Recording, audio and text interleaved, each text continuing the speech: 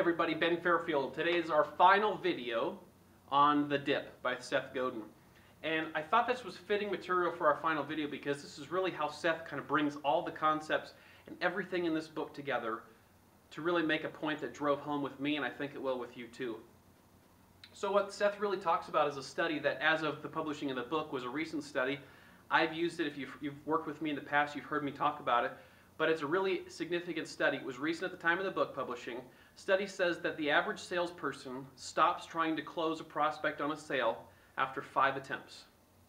So after trying 5 times to close a prospect on a sale, the average salesperson gives up because they either think it's not possible, the sale's not going to happen, it's a waste of their time, or they have something else that distracts them and takes them to a different prospect or in a different direction. Now the study was interesting because it also looked at those same prospects that had been quit on after 5 attempts, and it showed that after 7 attempts they bought 80% That's of the time. A huge number. It's a huge opportunity, but it's a huge missed opportunity for a majority of salespeople. So he's talking about this failure or this lack of effort or what leads to this missed opportunity. So then he brings up another example that I thought was huge. Microsoft. Everybody knows Microsoft. Microsoft has done a phenomenal job of positioning themselves to be the industry leader. They've pushed through the dip. A lot of people don't know this, but they failed with Windows multiple times. They failed with Word 4 times, and they failed with Excel 3 times. But they kept pushing through because of an obsession they had to be the best in these markets. And as a result, they're now very, very, very heavily rewarded for that obsession and sticking with it and for pushing through their dip. So he brings in the concept of the woodpecker, and this is really what I thought was awesome about this last culmination of facts and data from his book, because he ties it all back to something so simple, and it's the woodpecker. A woodpecker can tap 25 times on 1,000 trees. So flying through the forest, he stops on a tree 25 times, flies to another tree 25 times, flies to another tree 25 times. He can do this all day long. And the woodpecker can stay very busy, and he can be doing a lot of activity, but he's not accomplishing anything. What he then says is, or the same woodpecker can go to one tree, tap 25,000 times, and he can eat dinner.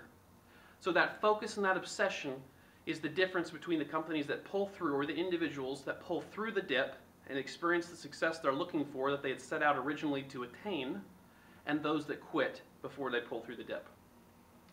So then he goes through and he's talking about what's the opposite of quitting.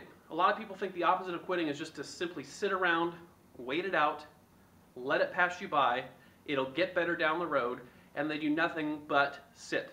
And he's talking about that's an absolute lie. That's the opposite of what you should be doing. The opposite of quitting is getting more determined, figuring out the strategy you need to propel yourself through the dip so that you can get to the other side.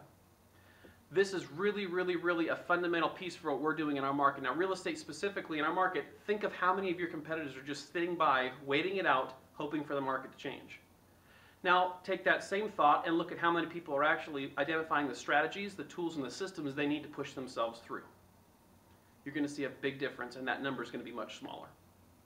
So I wanted to throw this message out to you guys today. This is what a woodpecker knows.